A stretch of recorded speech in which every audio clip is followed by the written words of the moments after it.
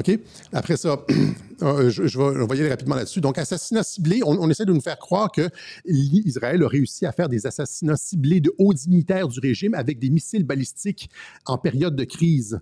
C'est-à-dire, alors qu'on est en état d'alerte, et que normalement, ces gens-là sont protégés parce que c'est ce que fait un régime quand il est menacé de frappe aérienne. On protège les hauts dignitaires du régime, on les met dans des bunkers, des trucs comme ça.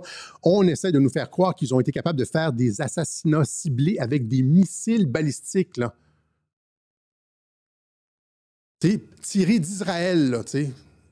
D'Israël, là, tu es capable de tuer, là, Ashwaz Nashwari dans son édifice, dans son complexe résidentiel de Téhéran. Là. Il n'a pas été caché dans un bunker, mais tu es capable quand même de le détruire. Et tu es capable de détruire tous les hauts gradés, le chef de la garde républicaine, qui n'était pas, lui non plus, la totalité des hauts gradés du régime n'étaient pas. Ils étaient chez eux à boire le thé en Iran. Personne n'était dans un bunker. Tout le monde avait probablement son cellulaire ou même sa pagette pour se faire localiser. Et même, là, c'est aujourd'hui, même le chef du renseignement iranien, le chef du renseignement militaire iranien et son secrétaire ont été... Il n'y a aucun système de défense, aucune protection. Vous voyez combien c'est complètement ridicule. Ça n'a absolument... Je veux dire, il y a ça, puis il y a le Père Noël. Le personnel est remplaçable. Mais maintenant... Pourquoi? On a vu, le point 1, c'était que les frappes étaient cosmétiques. Ils n'ont rien touché de tout ce qui était sous terre, qui est l'essentiel du nucléaire iranien. 2, à quoi sert de détruire des scientifiques et des militaires?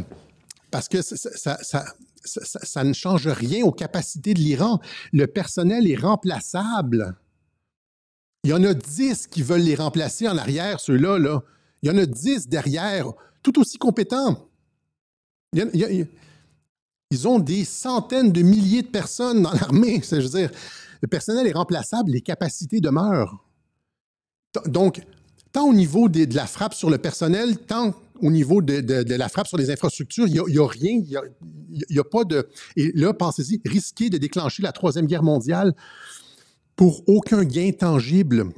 Parce qu'il n'égratigne pas le nucléaire iranien. Donc, il provoque l'Iran. Là. Tu sais, c'est comme tu rentres dans la tanière du loup, dans la tanière de l'ours, là, puis il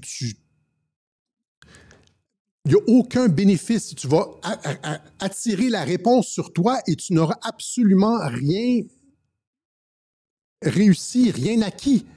Pour rien. Tu sais, c'est comme les films, là, les clips de YouTubers qui font des conneries et qui se cassent la gueule. Ça peut. Donc, tu vas attirer sur ta population, sur tes villes, le feu du ciel iranien, parce que l'Iran, c'est comme le Hezbollah, là, à la puissance 10 en termes de puissance de missiles. Ils ont des centaines de milliers de missiles balistiques et des missiles ultrasoniques, hypersoniques qui peuvent rayer des villes de la carte. Et donc, tu vas les provoquer comme ça pour finalement ne rien entamer. Ils n'ont pas fait une égratignure sur le nucléaire iranien.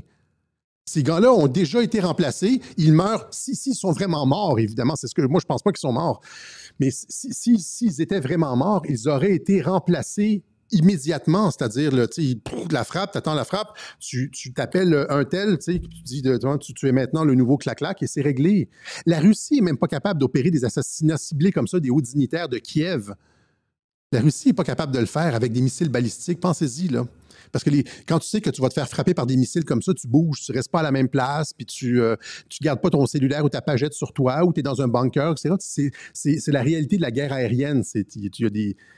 Quand tu as une guerre de terrain, ben, tu creuses des tranchées, tu remplis des sacs de sable, puis il y a une stratégie pour la guerre de terrain, puis il y a une stratégie pour la guerre aérienne. Pour la guerre aérienne, qui est la seule guerre qu'Israël peut livrer contre l'Iran, mais c'est des frappes comme ça contre les personnes. Puis là, vous me dites genre qu'ils ont frappé, regarde ça ici, là.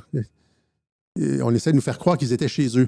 Israeli airstrike claims 60 lives in apartment block. Ils ont frappé les blocs appartements pour tuer les scientifiques et les dignitaires.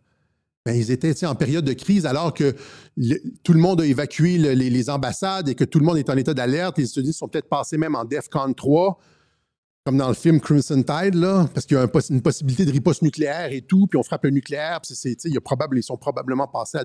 Je pense pas, en fait, qu'ils sont passés à DEFCON 3 parce que je pense, en fait, qu'ils savent que tout ça, c'est du tape à l'œil, qu'il n'y a pas eu... que les frappes israéliennes étaient convenues avec les Iraniens, et que les frappes sur Israël étaient convenues avec les Israéliens parce qu'il n'y a rien de dommageable qui a été